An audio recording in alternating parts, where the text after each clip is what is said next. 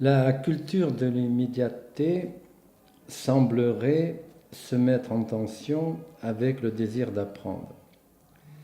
Et cette tension n'est pas sans créer des incidences qui peuvent être parfois désastreuses.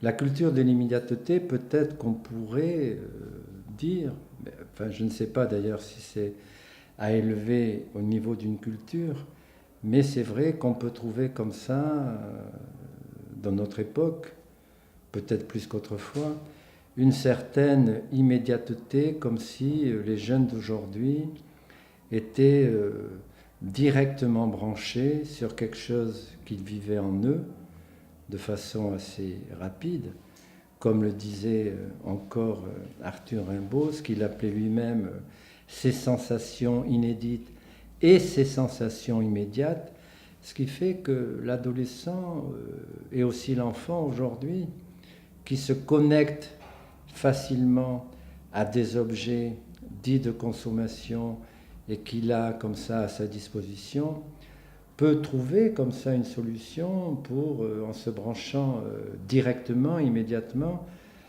trouver une solution par rapport à son ennui, ses difficultés, comme si c'était une façon pour lui de s'oublier ou de se, comment dire, de se nouer à cette image. Et c'est là où effectivement peut entrer en tension la question du désir d'apprendre.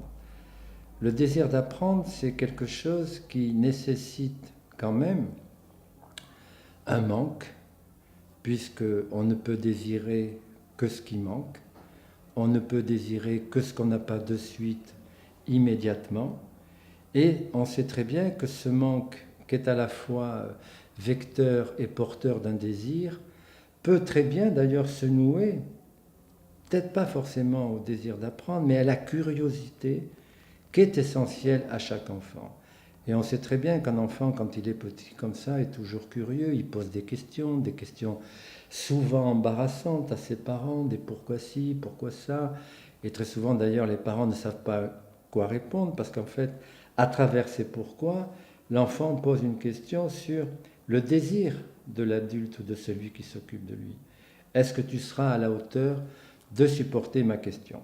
Et c'est dans ce chemin, dans ce mouvement du désir de l'enfant vers celui qui s'occupe de lui, qu'il va rencontrer le chemin lui-même d'apprendre quelque chose.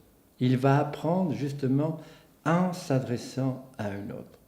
Il va apprendre en étant curieux sur la façon dont ses parents organisent leur vie, dont ses parents ou pas lui proposent des choses. Et après, l'école, qu'arrive comme un lieu second, un lieu de substitution. Si l'enfant est déjà porteur d'une curiosité, eh bien il rencontre à l'école, animé lui-même par son désir d'être curieux et d'apprendre, eh bien il va rencontrer ce pourquoi l'école est faite, c'est-à-dire pour lui apprendre un certain savoir. Mais ce savoir-là, il faut saisir que l'enfant, avant tout, le reçoit. Et il peut, grâce à la rencontre avec ses professeurs et ce qu'il trouve à l'école, il peut apprendre à s'en servir. Mais ça nécessite quelque chose qui n'est pas forcément, comment dire, repérable, objectivable. Ça nécessite quelque chose qui s'appelle un désir et qui se rencontre comme ça par moments, de façon assez foudroyante. Et ça, c'est le moteur qui permet à l'enfant de se rapporter à un autre. C'est pour ça qu'il faut faire la différence entre ce désir qui est propre à chacun, qui est singulier, et une certaine façon de prendre les choses de façon différente, qui serait au fond de penser qu'on peut dresser les enfants.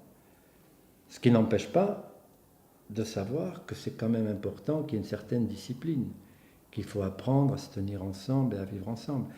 Mais le désir d'apprendre, c'est quelque chose, c'est un nouage entre à la fois le besoin de curiosité de l'enfant et aussi, peut-être, ce qui est important du côté de l'adulte, que lui-même ait ce désir d'apprendre quelque chose à l'enfant, qu'il lui apprenne au fond, comment lui-même, en tant qu'adulte ou enseignant, sait arranger des choses de la vie. Parce que c'est ça, au fond.